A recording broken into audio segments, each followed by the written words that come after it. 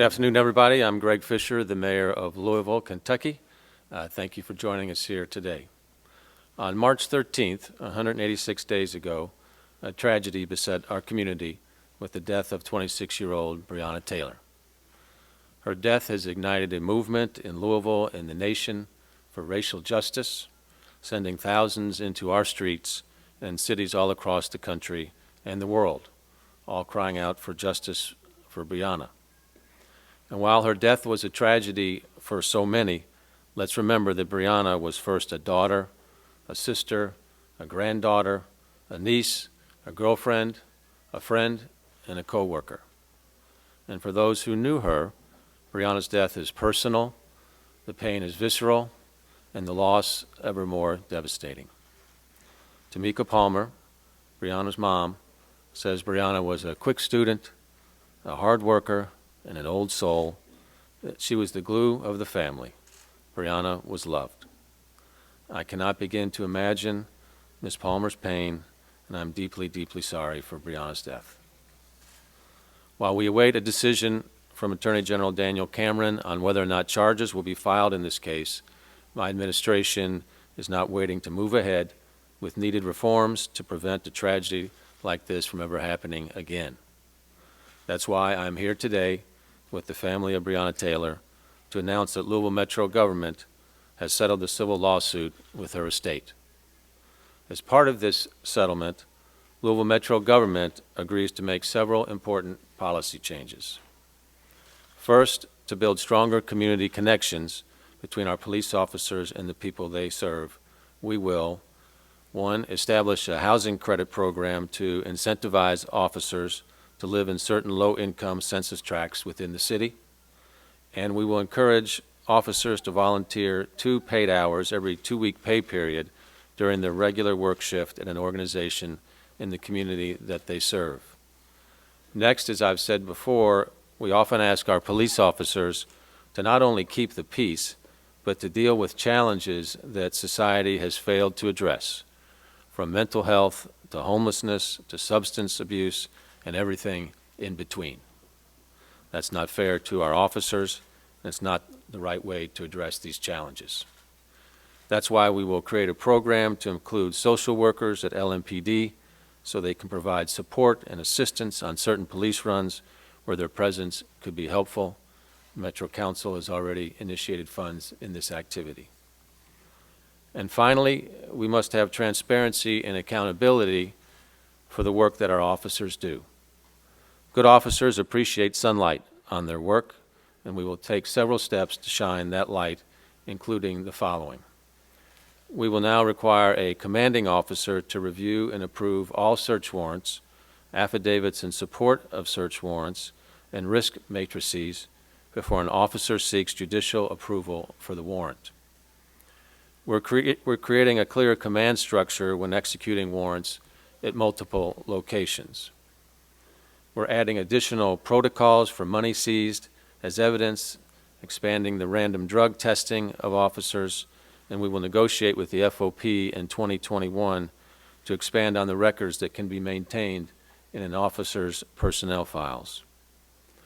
We have updated the process when a police officer is being investigated by our professional standards unit and leaves LMPD before the completion of that investigation. Going forward, the chief's closing letter will state his or her findings based on the evidence that exists in the file at the time of the officer's separation from LMPD, if sufficient evidence exists in the record to make such a determination, or will state that insufficient evidence exists to make a finding. If the nature of the complaint is significant enough to have reasonably resulted in the suspension of the officer, the investigation will continue gathering evidence to evaluate if additional officers were involved or other problems exist. And finally, in order to ensure monitoring of any officers who may need additional training or other support, we will implement an early warning system that tracks all use of force incidents, citizen complaints, investigations, and other key factors. As part of its ongoing top-to-bottom review of LMPD, Hillard Heinz will evaluate the early warning system and recommend any needed improvements. This system will also be monitored through the soon-to-be-formed Office of Inspector General. These are significant policy changes on top of many others that we've already made, including those that are part of Breonna's law, as well as changes to policies on use of force and if tear gas would ever need to be used. In addition to these policy changes, this settlement includes a payment to Breonna's estate of $12 million. I'm grateful for the hard work of my team and that of County Attorney Mike O'Connell and his team, and the cooperation and thoughtfulness with which the Taylor family and her attorneys work with us to get to this point. We're now going to hear from Lanita Baker, an attorney for Breonna's estate. Ms. Baker.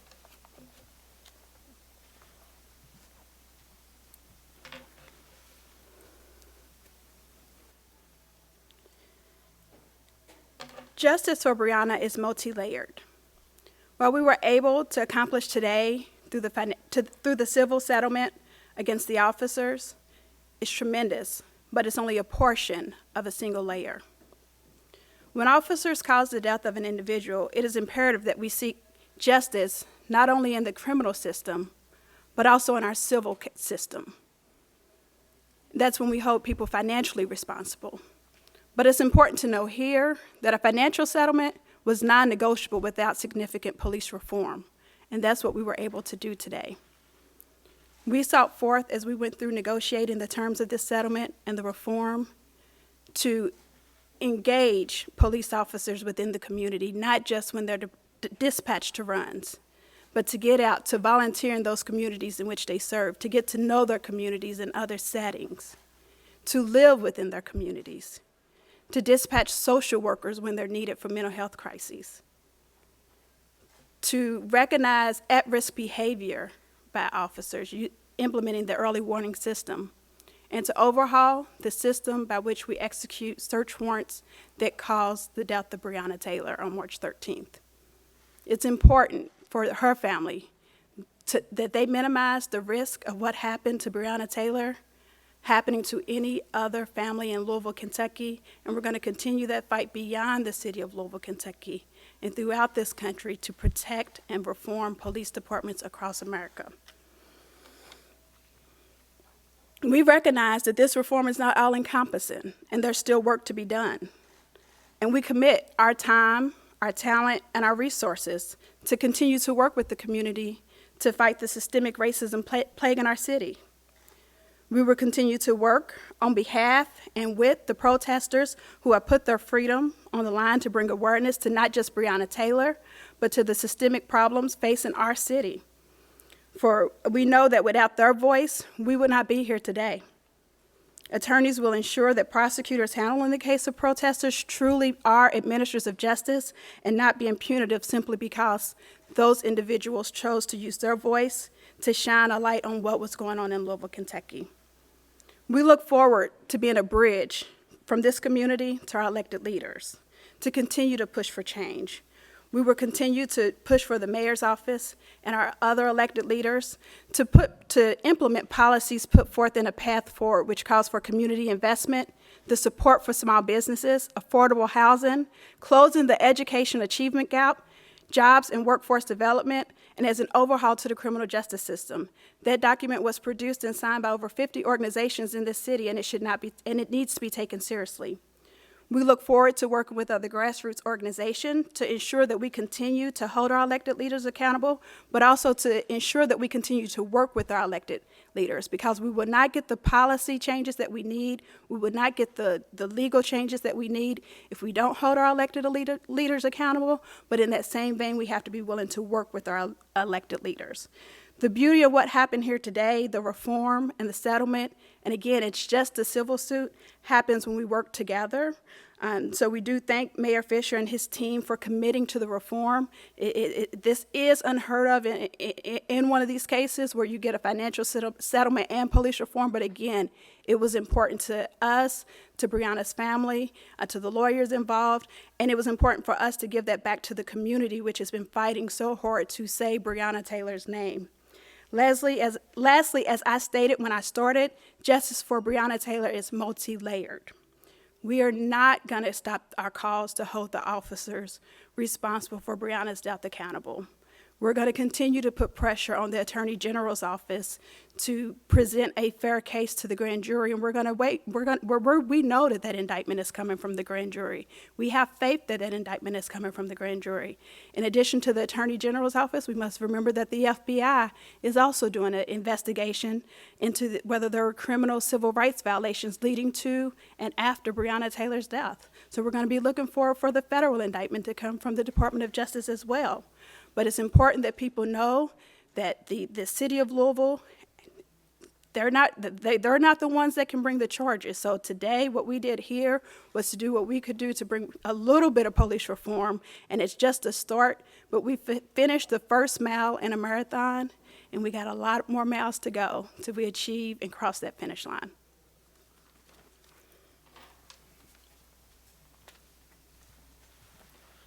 Thank you, Ms. Baker. We'll now hear from County Attorney Mike O'Connell, whose team worked diligently and thoughtfully to get us to this important agreement. Mike?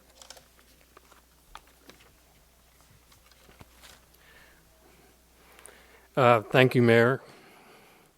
Ms. Palmer, may it please you today that we try to bring some assistance and help to you and your family. Breonna Taylor, Breonna Taylor's life matters. Breonna Taylor's life continues to matter, as you see here today. I've thought about Breonna's mother, Ms. Palmer, throughout everything that has led us today. The hole in my heart of losing a child as well is the greatest grief I've ever known in my life, and nothing can fill that hole. I've tried to think how I would have reacted if Breonna was my daughter. Ms. Palmer has shown remarkable grace and courage these past 6 months. We did not wait to engage Ms. Palmer's counsel to discuss this case.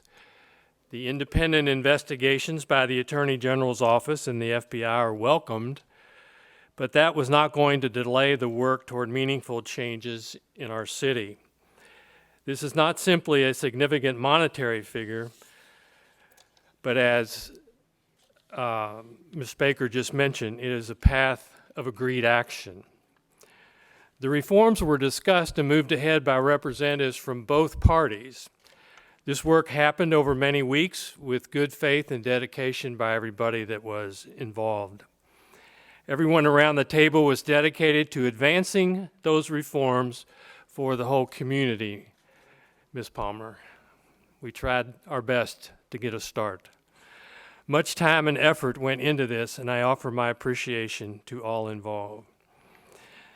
Let me just finish by saying today alone is not enough. My hope is this agreement is the next step in building a more just Louisville. A more just Louisville is the medicine we need to heal. Thank you very much.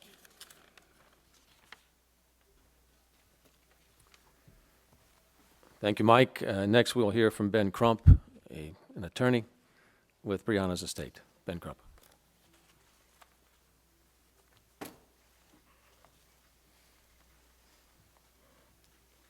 Thank you, Mayor Fischer, Attorney Mike O'Connor, to the Louisville Metro Council, to Tamika Palmer. As I sit and look at her and Bianca, my heart is filled because with Lanita, Sam, and I, we have become like family. And it has been so long getting to this day where we could assure that Breonna Taylor life wouldn't be swept under the rug like so many other black women in America who have been killed by police, marginalized. So I'm grateful to the actions of the city of Louisville today. And it is not just the historic $12 million settlement, which, as I understand is the largest amount ever paid out for a black woman in a wrongful death killed by a police in America. And Lanita, I believe it may be the largest amount ever paid for a black person in a police shooting. We're still trying to verify that. And it is certainly, Tamika Mallory, one of the largest amounts ever paid out for any person in the way of settlement in a police killing in America. But the comprehensive reform that the Louisville Metro Council and Mayor Fischer put forth is equally important, because this is about setting a precedence. When my great co-counsels from Kentucky, Lanita Baker and Sam Aguiar, first talked to me about this black woman who had been killed in her own apartment by this no-knock warrant, they were very concerned that nobody cared. Nobody cared about this black woman. Nobody cared about Tamika's baby. And that's when I started calling everybody I know to say that black women's lives matter too. I remember calling Reverend Al Sharpton saying, can I come on your show? I remember calling Ricky Smiley saying, can I get on your radio show, your national radio show? I called Tamika Mallory and my son and her team at Until Freedom. I called Senator Kamala Harris. I mean, I was saying to anybody who would listen, Breonna Taylor, life matters. And Senator Kamala Harris was the first national elected official to go on national television and to say her name, Breonna Taylor. I called Teslin Figaro and Charlemagne and everybody to say, we cannot let her life be swept under the rug. And from all of these individuals and so many others, especially the activists who came and was on the ground here in Louisville saying that we won't let Breonna Taylor life be swept under the rug. And thank God, with what has happened today, Mayor Fischer, not just with the historic amount, but equally important with the reform that Attorney Bacon, Attorney O'Connor spoke of, it sets a precedence for other black women, that their lives won't be marginalized, that they will be valued. Lives like Sandra Bland, lives like Pamela Turner in Baytown, Texas, lives like 7-year-old Ayanna Stanley in Detroit, who also was killed as a result of a dangerous no-knock warrant. Because we have to speak truth to power when we get an opportunity. And these dangerous no-knock warrants are disproportionately executed against black people in America. And so I'm very happy that the Metro Council also stood united with Tamika Palmer to pass Breonna's law to abolish these dangerous no-knock warrants, because it was foreseeable who was most being put in danger with these no-knock warrants. And so I want to point out very significant what happened in Louisville here today. In representing George Floyd in Minneapolis, Minnesota, Jacob Blake in Kenosha, Wisconsin, Pamela Turner in Baytown, Texas, right outside of Houston, Terrence Crutcher in Tulsa, Oklahoma, Botham Jones in Dallas, Texas, Joseph Richardson in Baton Rouge, Louisiana, and so many other names of black people who have been killed by police in America. While most of America is dealing with the COVID-19 pandemic, we in Black America are not only dealing with that pandemic, but we're also dealing with the 1619 pandemic. The pandemic that started 401 years ago when the first enslaved Africans came to America. And from that day to this one, we have been dealing with systematic racism and oppression that have killed us inside and outside the courtroom. So it is worth noting that in all those other cities, there has not been the responsive, comprehensive, and systematic reform that has occurred in Louisville, Kentucky, Tamika Palmer, in the name of Breonna Taylor. In the name of Breonna Taylor. But regardless of this landmark step on the journey to justice, we still are demanding that Kentucky Attorney General Daniel Cameron bring charges immediately against the police officers that murdered Breonna Taylor. Immediately. This week, justice delayed is justice denied. The city leadership has done a significant step today, but now it is on Daniel Cameron and the Attorney General of Kentucky's office to bring charges. And at the very minimum, Lanita, second-degree manslaughter charges. Because we want full justice for Breonna Taylor, not just partial justice. Breonna Taylor is a light to help heal what's happening in America. And for all those young people, those celebrities, athletes, but most importantly, the people who are on the ground, the people who are the activists and protesters who saying enough is enough. We see that there are two justice systems in America, one for Black America and one for white America. In Louisville, Kentucky, we took significant steps today in the name of Breonna Taylor of trying to correct this broken criminal justice system. And we do it in 3 phases.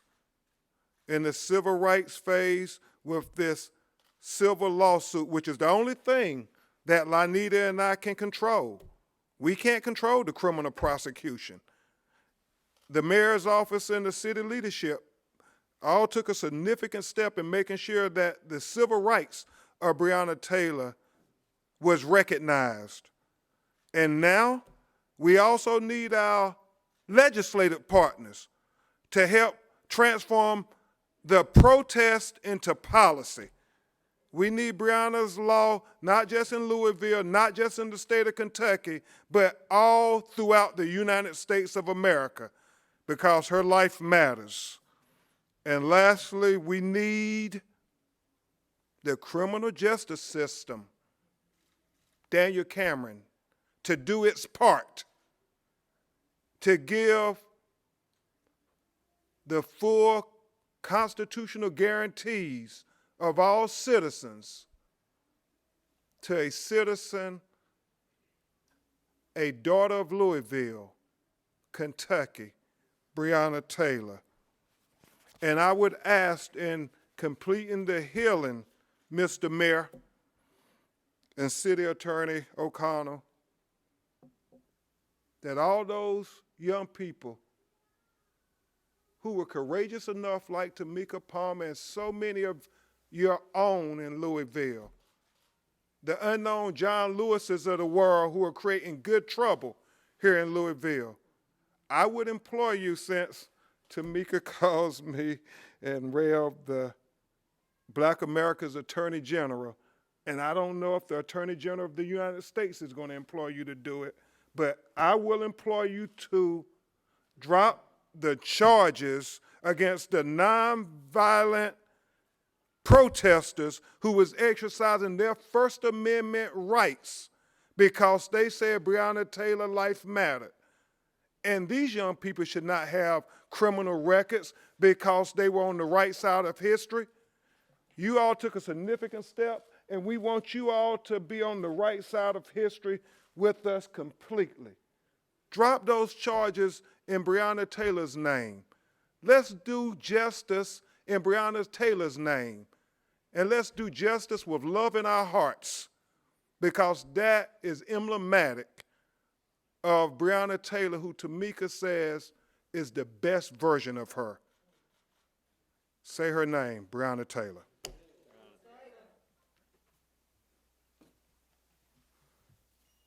Thank you, Mr. Crump. Next, Tamika Palmer, Breonna's mom, would like to share a few words with us.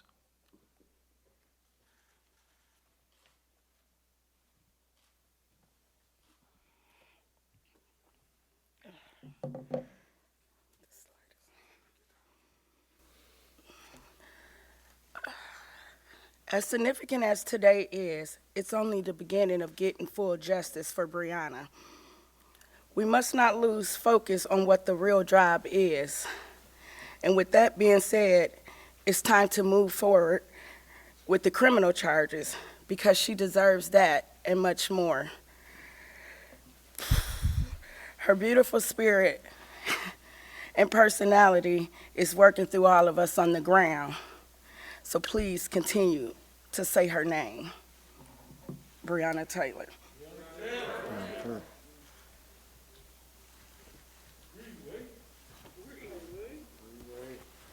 Thank you, Ms. Palmer.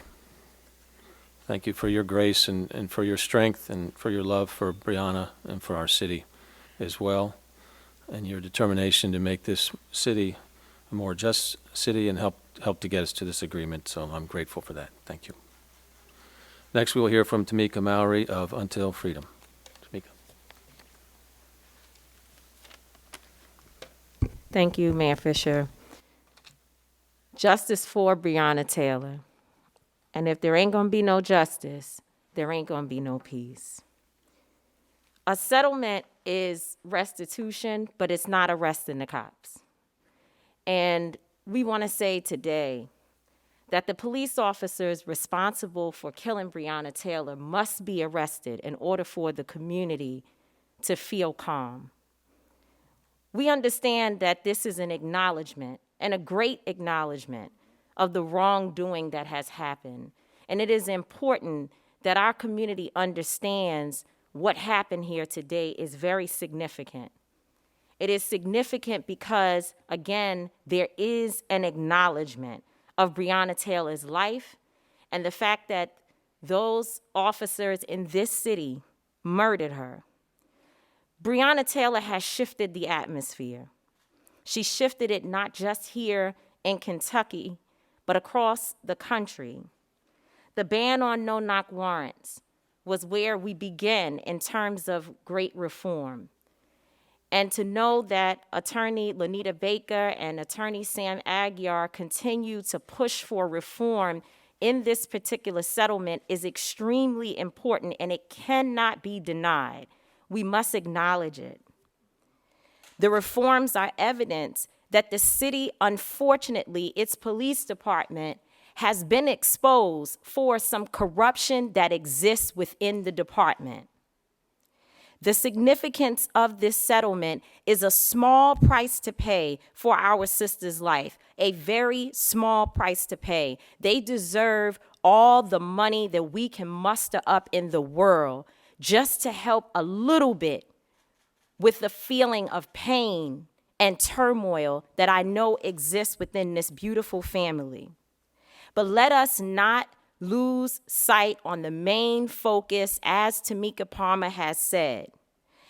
The Officers Brett Hankinson, Miles Cosgrove, John Mattingly, and Joshua James must be arrested. We cannot forget about Joshua James, the man who lied on a no-knock warrant application that sent police officers charging into the home of Breonna Taylor and Kenny Walker. We cannot forget about any of those officers. And if this police department is to do right by this community, if you know of other officers who were involved, they should be arrested and indicted immediately. Again, the restitution portion is one part, but arresting the officers is what will make this city do right by its citizens, and not just Breonna Taylor, but all the Breonna Taylors across this city who are afraid sitting in their homes, because to not have an indictment happen in this city is to say that no matter how much we pay, no matter how much reform we do, we rather pay, we rather cover it than to deal with the issue. And so I have to say to you, Mayor Fischer, we want to thank you for your leadership. But we want to say that if for any reason these officers are not indicted, that you must instruct your police department to fire every single one of them on the spot. That is called getting justice for Breonna Taylor. Thank you very much.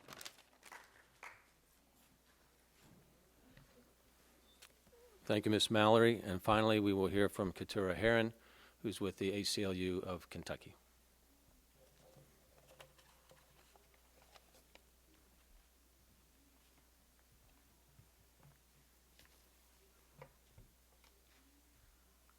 Good afternoon. My name is Keturah Herron, and I'm a policy strategist at the ACLU of Kentucky and also a member of Black Lives Matter Louisville.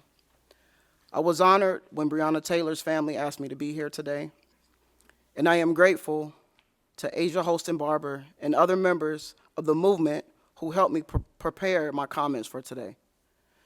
To Breonna Taylor's family, you deserve better than having to fight for 6 months after officers from Louisville Metro Police Department, some of whom remain nameless, killed your beloved family member. You deserve closure. You deserve rest. You deserve to be cared for and loved on and supported for the rest of your days. I am grateful you have reached this point of some closure in some of the ways you have asked for. To Breonna, to her family, to the families of other persons who have been violated, abused, and killed by Louisville Metro Police Department, I hope enough of us are joining this movement for Black lives to support you and give you a moment of rest, grief, and find routines that fortify you. We promise you that we will keep this fight going and we will win. We know we are not only fighting against the deadly violence that is integral to policing, we are fighting for a completely different vision of being in community together. We are creating something different. We are creating a community that no longer invests our tax dollars in people who kill our neighbors. One that no longer needs to spend tax dollars on settlements that should never have been paid in the first place. No more. Instead, we are creating a community that invests our tax dollars in our basic needs as human beings, in our joy, in our wellness, in protecting each other. We are going to create a community where all people are supported by our investments and given the chance to reach their full potential, rather than redlined into disinvested, distant neighborhoods that remain out of sight and out of mind of those on the other side. No more. We want to end the so-called compassionate community that was never actually compassionate, where people were forced to compete against each other for scarce essential resources, policed for the consequences of what it means to live in scarcity, and then killed for our connections to each other. No more. We are creating a community that finally sees the fruits of our collective labor and invests our tax dollars in ways that nourish us, nurture us, heal us, challenge us, and love us.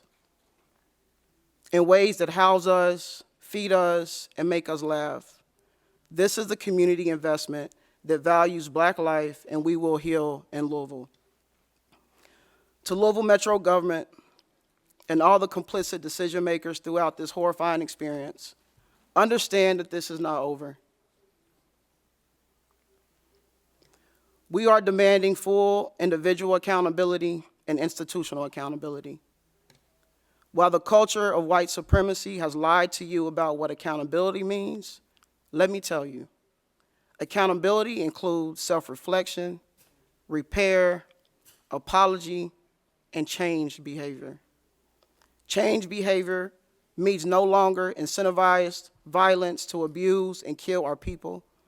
Accountability means an end to transactions that tinker around the edges. For years, we have watched as you tinker around the edges with our freedom while you go all in with dangerous and wasteful programs that you call investments. From the police budget to the gentrification of our neighborhoods. You have used our own tax dollars to harm us. Our people demand transformation. Our people demand rest, joy, solidarity, interdependence, and freedom. Change is here, and it is the people's to change. And it is the people's to change. And to my people who are giving so much of themselves to this moment, striving for a better today and a better tomorrow, I would like to offer you these words of Harriet Tubman. If you hear the dogs, keep going. If you see the torches in the woods, keep going. If they're shouting after you, keep going. If you want a taste of freedom, keep going. Thank you.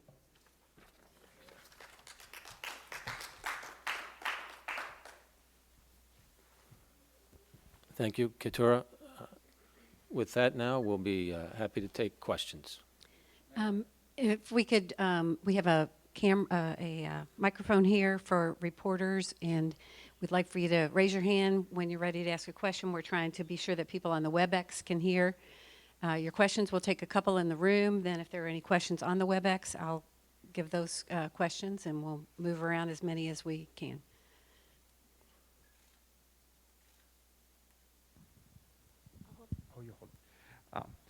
Thank you, Mayor. How much did the timing of the grand jury play into the announcement of this civil settlement? Was it important for the city to announce a civil settlement before the grand jury's decision? No, we've been thinking about this and working about this on, for quite some time now. So they're on two different tracks in terms of the civil and the criminal. So the parties negotiated this settlement that came out here today. I forgot to ask if you would say your name and what media you're with going forward. Tessa Duval, Courier-Journal here in Louisville. Regarding the payment, how much is coming from insurance and how much is coming from the risk management fund? Yeah, let me introduce Daniel Frocht, our Chief Financial Officer, and he'll break that down. Daniel Frocht.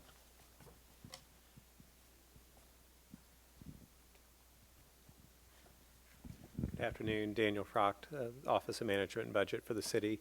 The $12 million payment will be broken down into three fund sources. $5 million will come from Louisville Metro, $5 million will come from our self-insurance trust fund, excess insurance carrier, and $2 million will come from our self-insurance trust fund that we participate in. Tonight with WHES 11 News. Question for Attorney Ben Crump and Lonita Baker. Does the settlement handle this legal action that you guys brought forth? The civil lawsuit named multiple officers who were involved in executing the warrant. So will you still try to sue those officers, especially if Daniel Cameron does not criminally charge the officers involved? This settlement today it wraps up the civil litigation, so there will be no additional civil litigation. As we've stated, our focus now is on the Attorney General's office doing the right thing and bringing forth indictments against those officers. Yes, and we think it sets a precedence for other cases involving people of color around America. Dalton Godby with WDRB. Mr. Mayor, can you commit right now to what Ms. Mallory just said about firing the officers if there is no indictment brought? You know, when I say justice for Breonna, I mean, what that means is the truth needs to come out in the case, and that's what the whole process is about with the Attorney General. I don't know what he's going to do and what he's going to come out with. Obviously, the one officer that we were able to take action against, we did, and so now we're going to wait for the rest of the process to continue. Mayor Fischer, Amber Smith with Spectrum News here. If you could put into words what all of these different reforms, both with Louisville Metro government and with LMPD, will mean for the community. Well, in order for the community to heal and move forward, there needs to be legitimacy and trust between the community and the police force, both here in Louisville and all over the country. This is a conversation that's taking place, so we hope that these are steps that are going to begin that process so that we can work forward together. This isn't going to be an overnight activity, but it's a step. Mayor, this is a question from the WebEx. Steve Bittenbender from the Center Square asked, will any of the reforms require Metro Council approval or the sign-off from FOP? What happens to this agreement if those reforms aren't implemented? Well, we need to work with both parties to make sure that it is implemented. Some of them can be done within the police department themselves.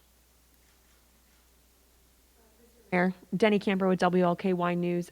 Who was at the negotiating table from the FOP or from LMPD when it came to discussing these reforms? Talk about that. I'll bring up Mike O'Connell.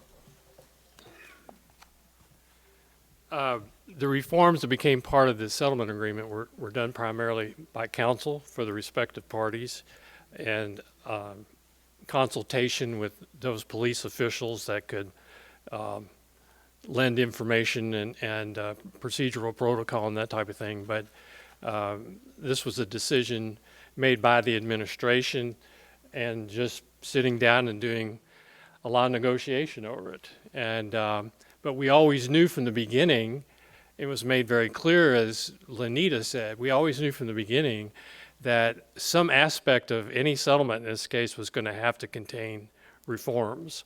And Ms. Palmer and Lenita and they were very involved in the conversations about, at least at this point and going forward, what can we do now that we can move the rock in that regard. While I'm up here, I'd like to, Daniel, I want to correct you on one thing.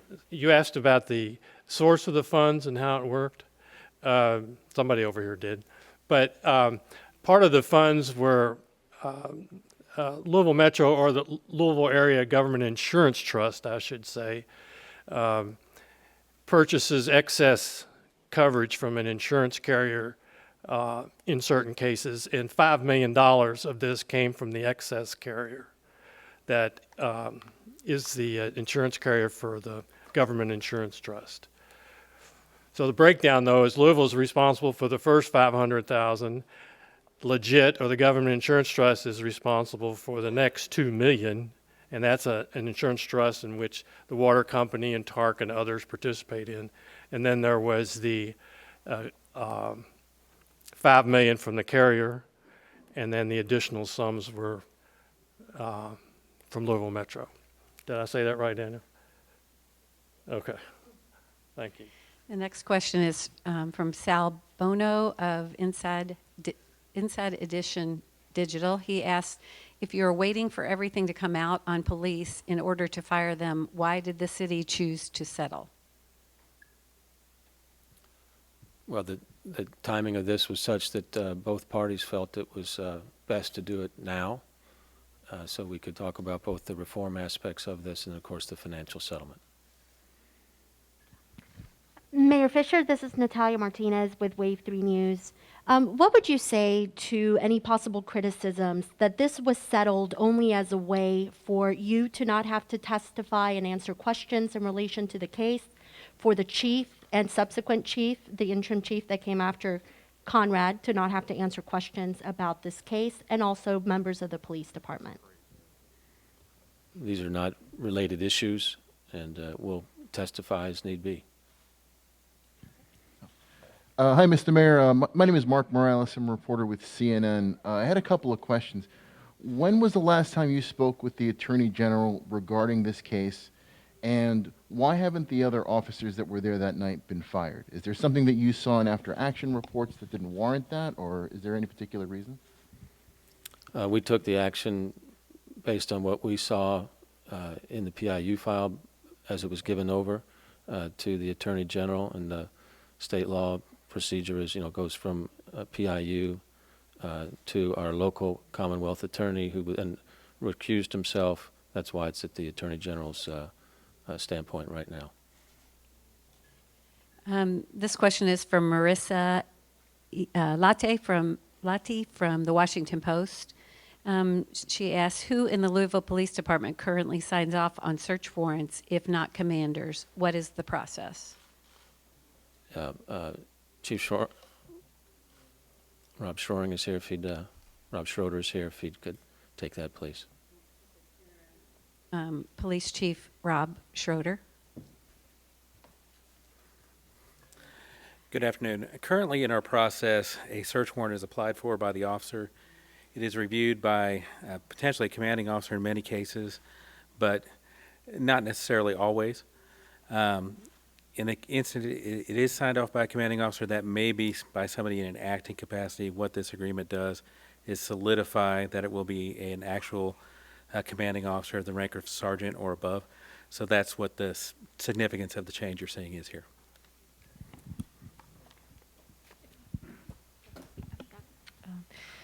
Mayor Fischer, my name is Rukmini Kalimaki. I'm a journalist with the New York Times.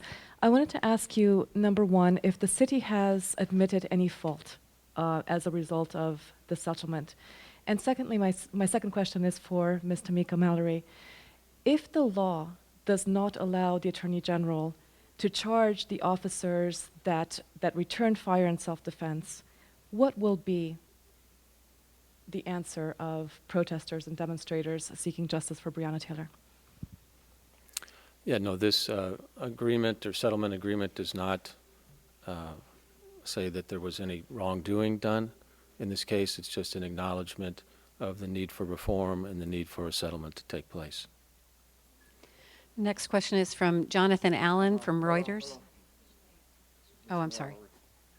I wouldn't in any way, as the leader of Until Freedom, one of the 4 leaders of Until Freedom, speak for all of the protesters who are here locally in Louisville. We will be led by the actions of the family, the actions of the local organizers. But I will say that we will make sure that our voices continue to be heard. And if it is a legal situation that they come out with as a reason for non-indictment, then we need to work with Katora and the ACLU and others to fight on that end as well.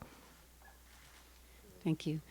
Jonathan Allen from Reuters asks, how will you monitor and measure progress on the reforms announced today? Will there be regular public reporting of how many officers use housing credits, how many warrants are issued, and if so, how frequently?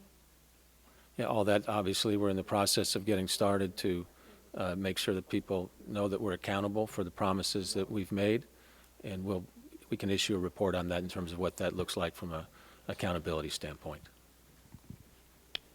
Mr. Mayor, this is Graham Ambrose with WFPL. The city is anxiously awaiting the decision from Attorney General Cameron. In other cities across the country, we've seen federal forces get called in to quell unrest or just whenever there are protests in some cases. Do you know of any plans for federal forces to come in when the decision's released or otherwise? Nothing specific in terms of the general community. I understand that there's been some requests for some federal protective services for the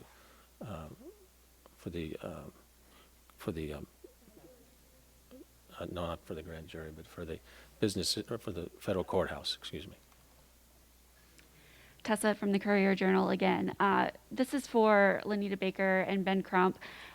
We've heard about a lot of the reforms that you are getting, but is there anything that you pushed for that you did not get or that you wish you had gotten?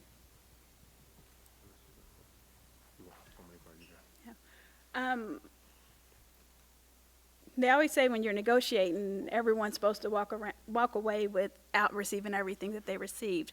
I will say, however, in this case, the most important areas of reform were provided. Metro was very willing to work with us on that, the things that we felt important. And as I've also stated, that we recognize that this is not the end of reform. So we look forward to continuing to work with the city, our leaders, our legislative leaders in Frankfurt, to continue to push for additional reform. So we're not done yet. What was important to me and Lanita and Sam was what was most important to Tamika Palmer and Bianca, who really was studying what reform would look like to try to prevent the next Breonna Taylor from happening. And I think to that end, the city was very responsive in trying to make sure there was measurable, systematic reform that could be a model for other citizens and other cities to protect their citizens. And so I think in the name of Breonna Taylor, this is landmark in its scope. And I believe just like Trayvon Martin and Michael Brown helped bring greater attention in America to Black Lives Matter, I believe Breonna Taylor's name is going to bring greater attention in America to Black women lives matter too. Okay, we're going to have time for just a couple more questions. One more from here.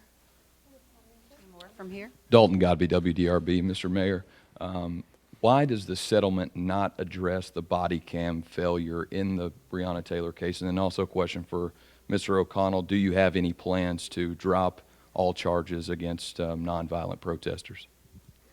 Right, so Breonna's law has passed already here locally. I suspended the use of no-knock, and then the council took it up and eliminated them, and so that eliminates no-knock warrants and requires the use of body cameras on anyone that is executing a search warrant, so that's already in place.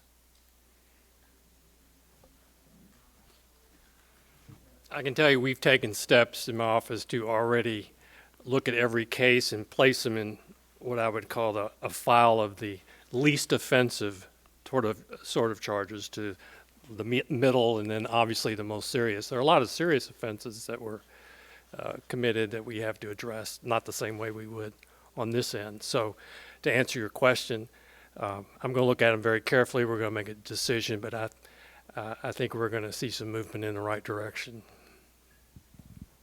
Tonight with WHS 11, Mayor Greg Fischer, is this settlement a reflection that the officers acted wrong? And another question, is there a reason why you added increased drug and alcohol testing of officers involved in shootings? Why was that added specifically? On the second question, that's just a good practice for any organization to make sure that everyone is operating their responsibilities in a straight manner. On the first, no, this is just an agreement that between the parties without saying anybody did anything wrong. It's just coming together with these reforms and then a financial settlement. Okay, our last question comes from Kate Howard from the Kentucky Center for Investigative Journalism. You mentioned reform as it related to seizing money. Was there a seizure in the Taylor case? And if not, can you address why it's part of this settlement? I think, Mike, I'll give that to you. Well, Lanita, I'll let you go first. And then, It's not an issue.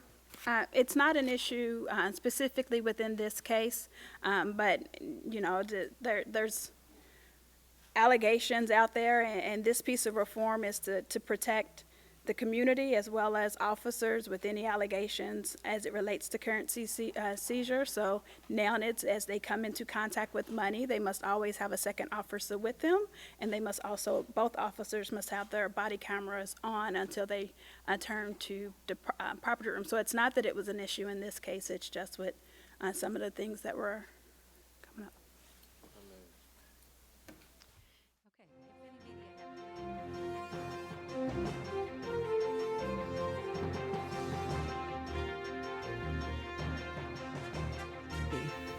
All right, thank you everybody for attending today, and we hope this announcement is one step in moving our city and our country forward.